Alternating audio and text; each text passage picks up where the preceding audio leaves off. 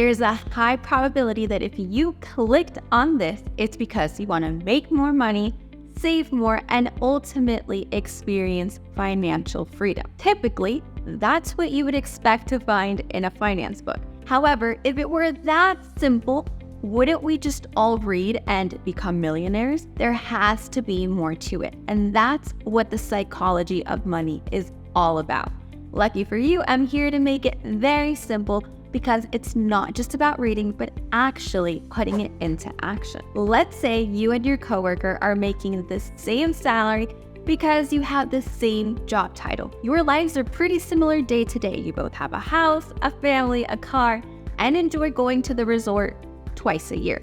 Out of nowhere, the company needs to shut down and both of you get laid off. The good thing is that the company had a great savings incentive, so both of you have been putting money into this account that now has about a 6-month fund to continue living as if nothing had happened. Month 1 passes by and neither you nor your coworker have found another job. However, summer is right around the corner. So your coworker decides to put the job search on pause and travel with the family for 2 months while school's out. Sounds like fun. You could technically do this same exact thing. You both have the same 6-month fund sitting there for you.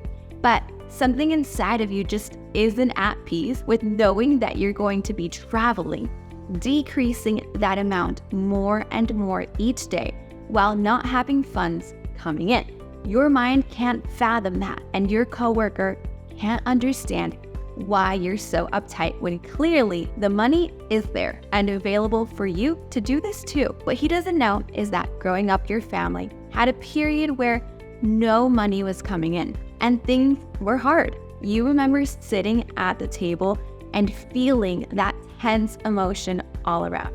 You promised yourself you would never allow your family to go through a situation like that. When most finance gurus write books on how to get rich or how to invest for long term, they're not putting this into perspective. They're not thinking about how a lot of us have different experiences, and these experiences affect our psychology in the future. Your threshold to feel peace and confidence for traveling 2 months might be to have a 12-month fund compared to your coworker who could have even said yes and taken that opportunity up, knowing he only had a 4-month fund in the bank.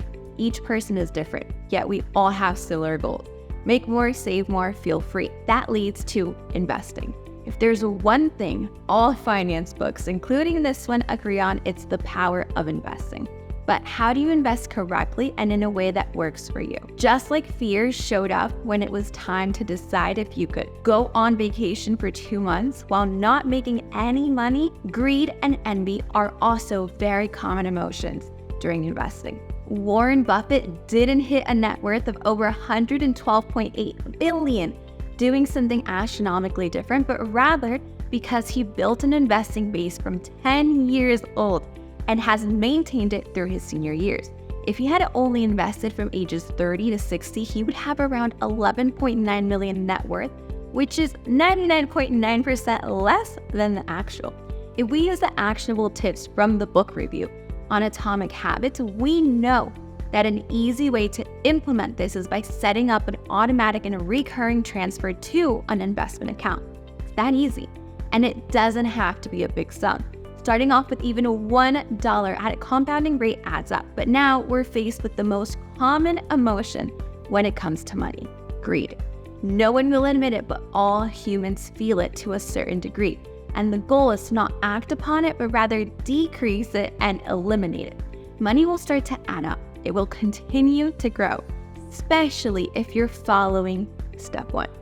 The reason why we hear that so many people go from having it all to losing it all is because of decisions made based on greed. Getting money and keeping money require opposite skills. Keeping money actually requires patience, humility, and being okay with steady progress.